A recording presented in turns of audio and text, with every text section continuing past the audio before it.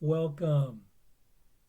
Today we will be reading Final Lessons Introduction and Lesson 361 in the workbook. And from the text, Chapter 31, Section 6, Recognizing the Spirit. And now for Final Lessons Introduction. Our final lessons will be left as free of words as possible. We use them but at the beginning of our practicing, and only to remind us that we seek to go beyond them. Let us turn to Him who leads the way and makes our footsteps sure. To Him we leave these lessons, as to Him we give our lives henceforth. For we would not return again to the belief in sin that made the world seem ugly and unsafe, attacking and destroying, dangerous in all its ways, and treacherous beyond the hope of trust and the escape from pain. His is the only way to find the peace that God has given us. It is His way that everyone must travel in the end, because it is this ending God Himself appointed. In the dream of time, it seems to be far off, and yet in truth it is already here, already serving us as gracious guidance in the way to go. Let us together follow in the way that truth points out to us. And let us be the leaders of our many brothers who are seeking for the way but find it not. And to this purpose let us dedicate our minds, directing all our thoughts to serve the function of salvation. Unto us the aim is given to forgive the world. It is the goal that God has given us. It is His ending to the dream we seek and not our own. For all that we forgive, we will not fail to recognize as part of God Himself. And thus His memory is given back, completely and complete. It is our function to remember Him on earth, as it is given us to be His own completion in reality. So let us not forget our goal is shared, for it is that remembrance which contains the memory of God and points the way to Him and to the heaven of His peace. And shall we not forgive our brother who can offer this to us? He is the way, the truth, and life that shows the way to us. In Him resides salvation, offered us through our forgiveness, given unto Him. We will not end this year without the gift our Father promised to his Holy Son. We are forgiven now,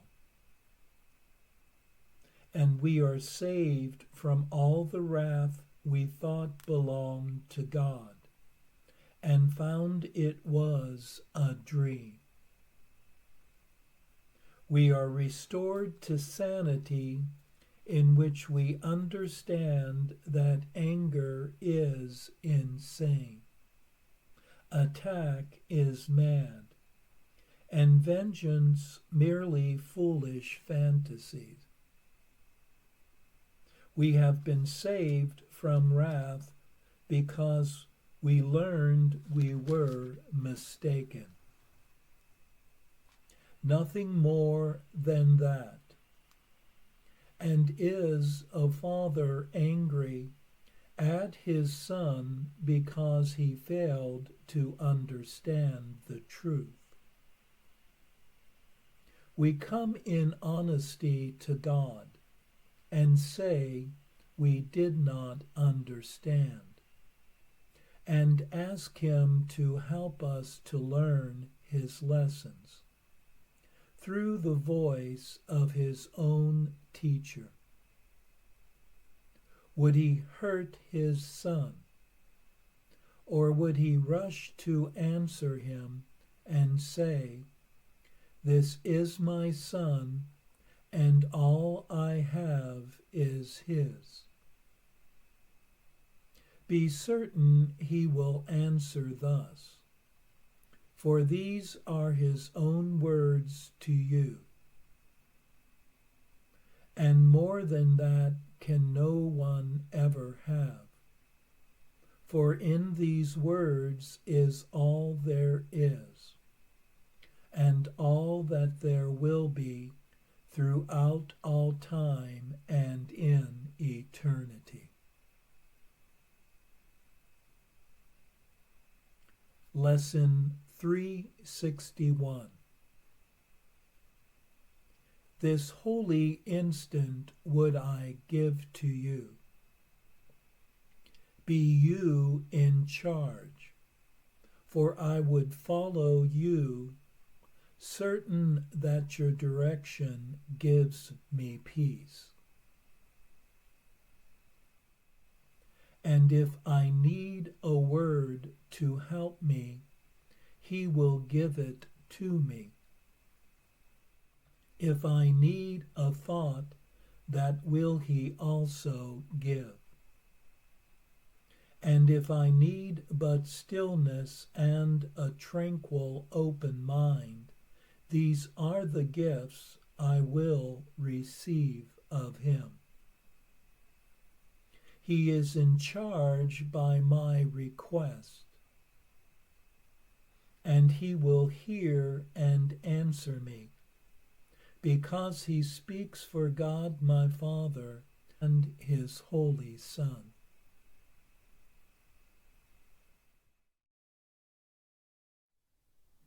In these final lessons, words are to be brief, with the goal of going beyond them and finding the inner guide who leads the way. Following love's bridge, does one avoid return to a world of separation and attack? For this is the only way to unearth the peace one seeks. For this peace is what one is. One's goal of peace is shared with all others. And in this recognition is love remembered. It is in the seeing of the other's innocence and perfection that the pathway is lit for oneself. For it is in a world fully forgiven that one is rescued from the prison house of hate and fear. And love will hear and answer one today.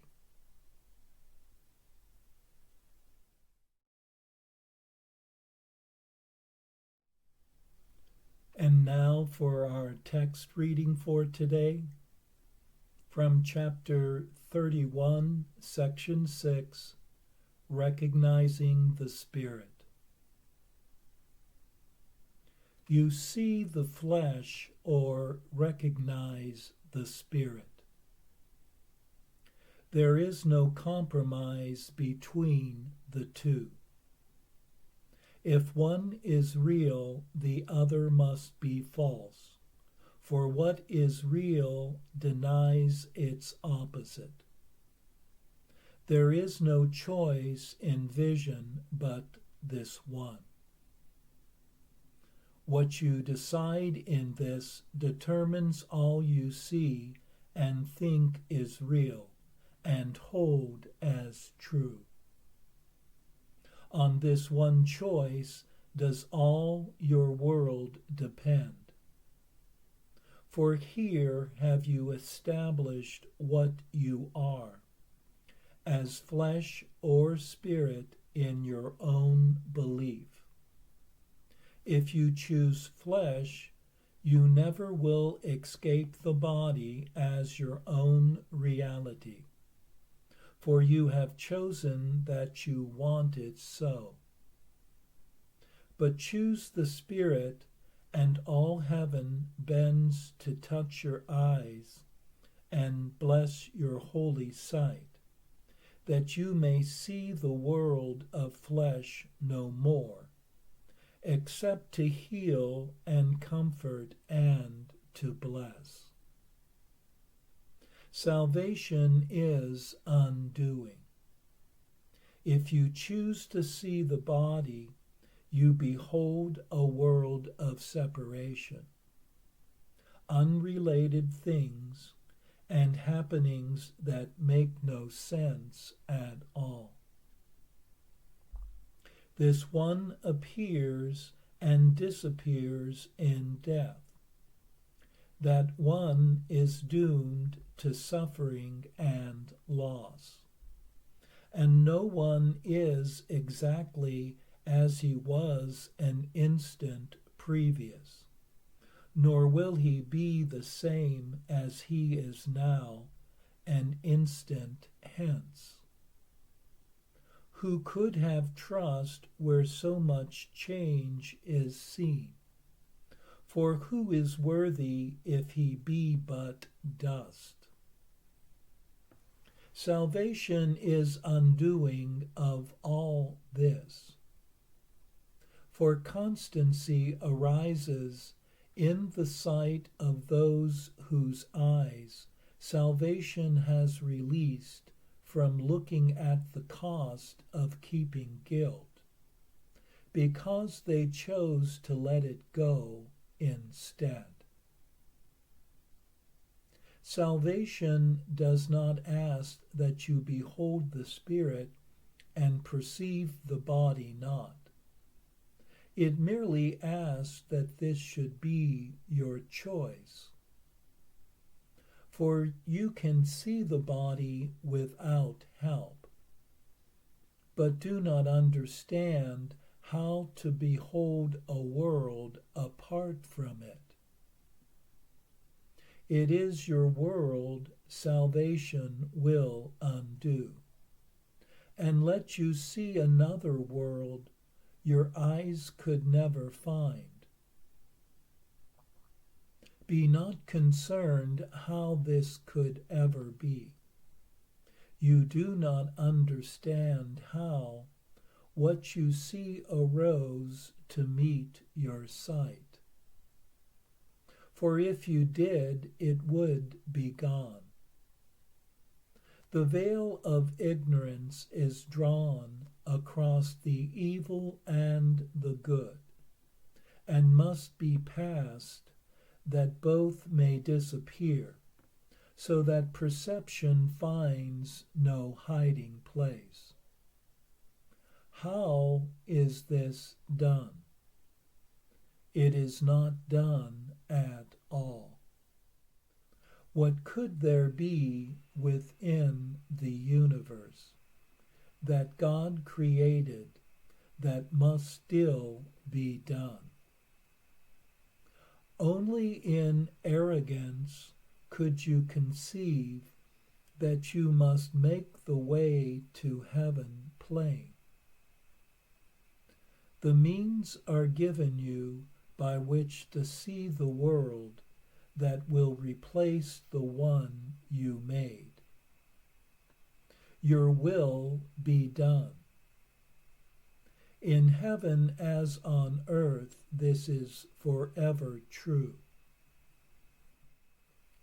It matters not where you believe you are, nor what you think the truth about yourself must really be. It makes no difference what you look upon, nor what you choose to feel or think or wish. For God himself has said, "Your will be done." And it is done to you accordingly. You who believe that you can choose to see the Son of God as you would have him be, forget not that no concept of yourself will stand against the truth of what you are. Undoing truth would be impossible. But concepts are not difficult to change. One vision, clearly seen, that does not fit the picture as it was perceived before, will change the world for eyes that learn to see, because the concept of the self has changed. Are you invulnerable? Then the world is harmless in your sight. Do you forgive? Then is the world forgiving, for you have forgiven it its trespasses, and so it looks on you with eyes that see as yours. Are you a body? So is all the world perceived as treacherous and out to kill. Are you a spirit, deathless and without the promise of corruption and the stain of sin upon you? So the world is seen as stable, fully worthy of your trust, a happy place to rest in for a while, where nothing need be feared but only loved. Who is unwelcome to the kind in heart? And what could hurt the truly innocent? Your will be done, you holy child of God. It does not matter if you think you are in earth or heaven. What your Father wills of you can never change. The truth in you remains as radiant as a star, as pure as light, as innocent as love itself. And you are worthy that your will be done.